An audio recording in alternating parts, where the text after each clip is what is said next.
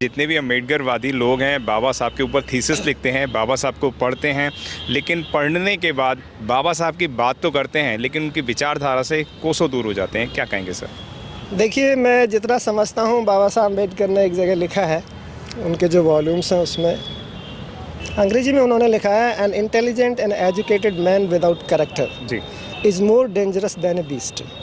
एक पढ़ा लिखा और बुद्धिमान व्यक्ति बिना चरित्र के वो हिंसक जानवर से भी क्या होता है, ज़्यादा खतरनाक होता है। किताबें पढ़ लेना एक पहलू है ज़िंदगी का, जिससे हम अपनी जीविका चला सकते हैं, रोज़गार पा सकते हैं, पद पा सकते हैं, प्रतिष्ठा पा सकते हैं, लेकिन उसके साथ एक चरित्र की आवश्यकता होती है। तो जो पढ़े लिखे लोग हैं ना, ज़्यादा पढ़ लिख जाते हैं तो अपने ही स्वार्थों में क्या रहते हैं, वो ज़्यादा शामिल होते हैं। उन्हें अपने स्वार्थ क्या दिखाई देते हैं, ज़्यादा दिखाई देते हैं।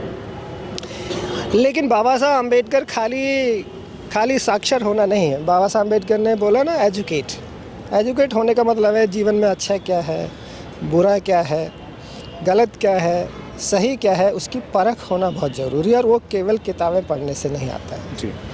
कि बाबा साहब अम्बेडकर एक जीवन की धारा है, एक संघर्ष है, आंदोलन है वो अपने आप में। तो केवल किताबों से नहीं सीख सकते, उनको जीना पड़ता है तब जी। और जीना पड़ता है। जीने का मतलब है आपको समाज में जाना है, आपको संघर्ष करना है।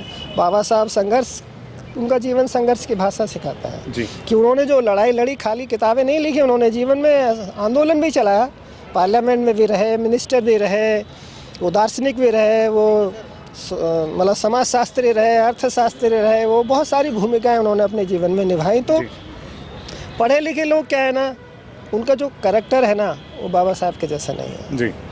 कि समाज के प्रति क्या रखना, त्याग की भावना रखना, समाज से लगाव रखना। बाबा साहब अम्बेडकर ने साहू महाराज ने एक बड़ी बात कही थी, मैं उनकी एक किताब पढ़ रहा था, तो बाबा साहब अम्बेडकर को उन्होंने स्थापित किया। वो अलग अलग जो समाज हैं, जो जातियां हैं, उनमें नेतृत्व ढूंढते थे वो।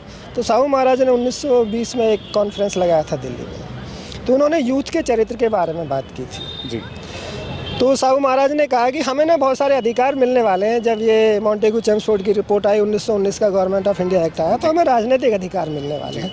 लेकिन अगर उन राजनीतिक अधिकारों का इस्तेमाल हमें अगर सही से अपने समाज के उत्थान में, उसकी प्रगति में, उसके विकास में करना है, तो हमारे यूथ को एक खास तरह के चरित्र की ज़रूरत है जी।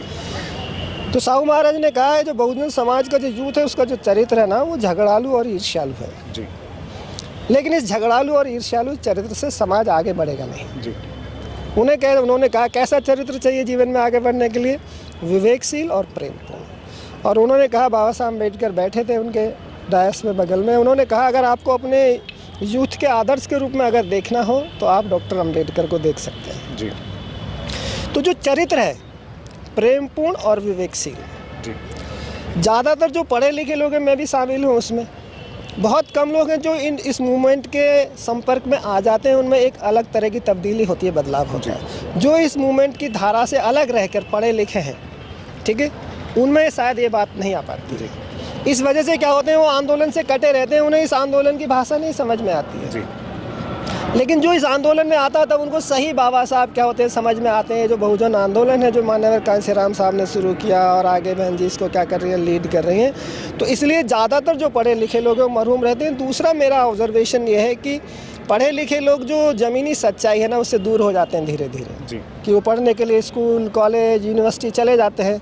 तो जिस समाज में वो पैदा हुए हैं, उसकी जो कठिनाइयाँ हैं, उसकी जो परेशानियाँ हैं, उसकी जो तकलीफ़ें हैं, उसका जो दुख है, उससे दुख से क्या हो जाते हैं, दूर हो जाते हैं। और वो रोज़मर्रा की जो ज़िंदगी में उनको प्रताड़ना झेलनी पड़ती है, उनको भेदभाव झेलना पड़ता है, उनको ऊंच नीच जो देखनी पड़ती है, वो जब बड़े संस्थानों में चले जाते हैं तो उससे दूर होते चले जाते हैं। इसलिए वो चीज़ उन्हें महसूस नहीं होती है, फिर उन्हें लगता है एक अलग तरह का जीवन है जी। इस वजह से भी ये भी एक बड़ा कारण है उनके कि वो इस मूवमेंट की भाषा को समझने में कामयाब नहीं होते हैं जी। और इसके बल्कि इसके एंटी हो जाते हैं वो उनको पढ़ाने वाले जो लोग हैं। अगर आप यूनिवर्सिटी में देखेंगे, अब तो कुछ पिछले सालों से रिजर्वेशन के माध्यम से बहुजन समाज के बहुत सारे शिक्षक स्कूलों में, कॉलेज में, यूनिवर्सिटी में आने शुरू हुए, लेकिन उनको पहले पढ़ाने वाले शिक्षक वर्ग कौन था? ज़्यादातर वो मनुवादी समाज से आता था, तो वो अपने ही तरह के वो तर्क देता, अपने ही तरह के वो उदाहरण पेश करता, सारे लॉजिक उनके हिसाब से होते थे। तो पढ़े लिखे लोगों को जो ट्रेनिंग हुई है वो उनके हिसाब से हुई है, उनको इसलिए इस समाज की बात, इस आंदोलन की बात, इस मिशन की बात आसानी से समझ में नहीं आती है, इसलिए वो उसी की उन्हीं की भाषा बोलते हैं, चाहे वो लेफ्ट से हो, चाहे वो राइट से हो, चाहे वो सेंटर से हो।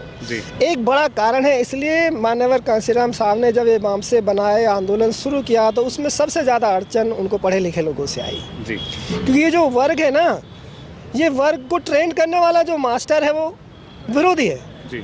इसलिए उनको बहुत कन्विंस करने में इसको दिक्कतें हुई, और ये दिक्कतें आज भी हैं। सबसे ज़्यादा आप देखेंगे अभी पिछला जब लोकसभा का चुनाव हुआ था तो सारे सबसे ज़्यादा पढ़े लिखे लोग उन लोगों के साथ खड़े हो गए संविधान बचाने के नाम पे, जो संविधान के धुर विरोधी रहे हैं पिछले 75 सालों से। 75 साल से ये कमाल की बात, उनको ये बात इसलिए समझ में नहीं आई क्योंकि वो, इसलिए क्या हुआ, उनको समझ में नहीं आया कि इधर मूवमेंट से अगर जुड़े हुए होते तो शायद उनको ये बात समझ में आती, और जो जुड़े हुए लोग हैं वो हिले नहीं वहाँ से।